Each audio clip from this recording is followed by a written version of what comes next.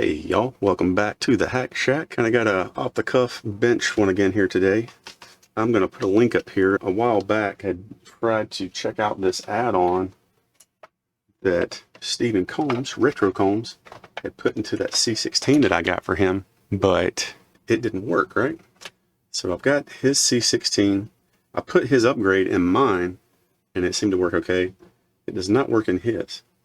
But I've got my power supply, so I'm just going to try that first, because that's easy, right?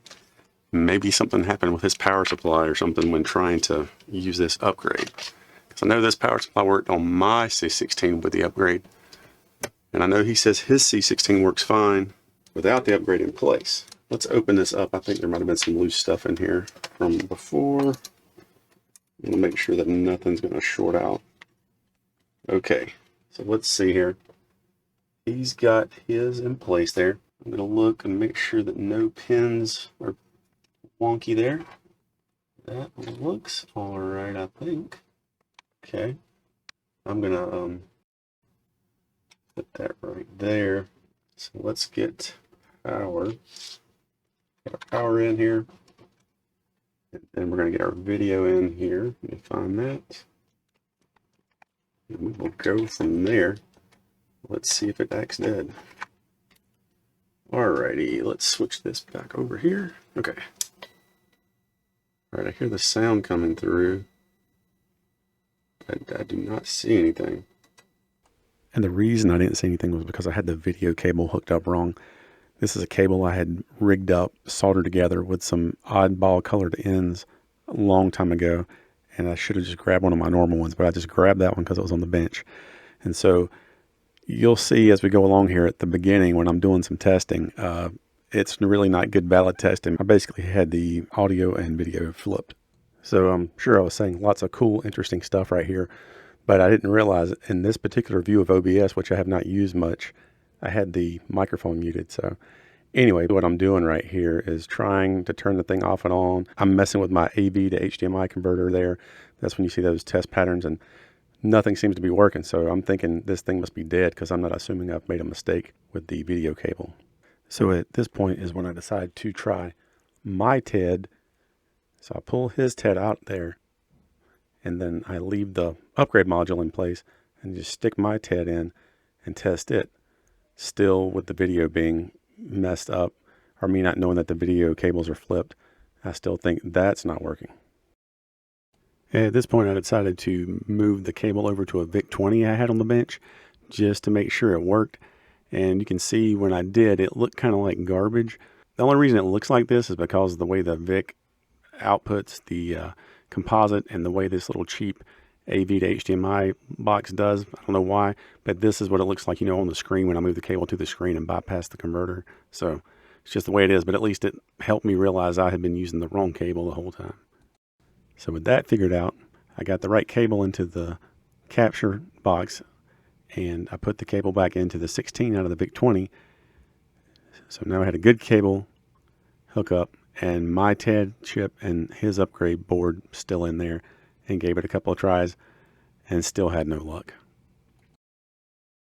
At this point, I decided I wanted to bypass the upgrade board, so I removed it and had plans of sticking, you know, either one of our chips in there directly just to make sure that that state would work. Now, one thing that caught my eye here, notice that bottom right pin. See how that's bent in?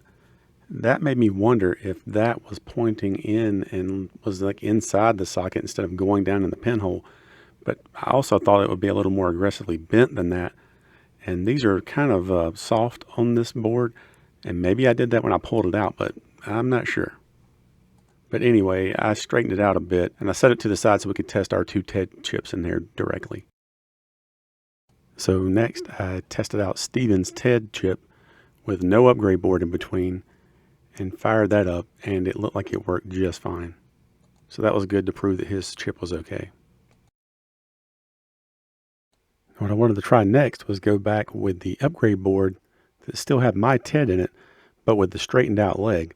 So I was getting ready to do that, and then I noticed, I thought that maybe the board was catching and touching this resistor that was kind of bent over, And that's what I was looking at there. See how that resistor there is kind of caught under things? I'm pretty sure it had been bent down like it was like that when we first started.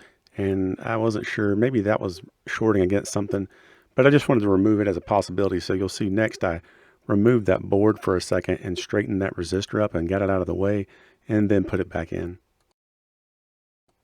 But this time when I turned it on with it in there, it's working as expected, but with my TED chip.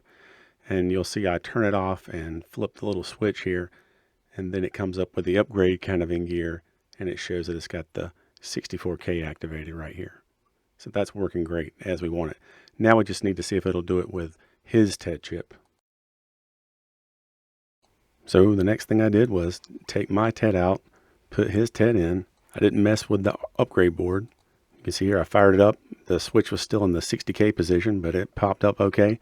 Then I turned it off and flipped it over to the other default position. And you can see it shows the 12 or 16K. So that was all looking pretty good. So next thing I did was stuck my Diag 264 cartridge in there and let that loop around a few times to make sure everything was okay. And of course you'll see where some of the things fail because I didn't have a keyboard hooked up and I don't have the loop backs for some of those ports. But it looked like the RAM and all the ROMs were okay. So that was the main thing. And I let that loop around a little bit and all of that stuff looked good. So then I kind of buttoned it up and was ready to kind of send it back over to him. And I don't know if it was that resistor getting touched. I don't know if it was that pin that we saw earlier, possibly, or if it was just the act of reseating things a few times. But anyway, it seemed to be pretty stable. So now all I needed to do was get it back over to Steven and see if it worked for him. The only thing I could think of now that would cause trouble would be if his power supply had an issue. But let's see if he had any luck. All right, let's give it a shot and see if Jamie fixed it for me. I'm feeling good about it. Whoop, there we go. We are good to go. Thank you, Jamie's HackShack.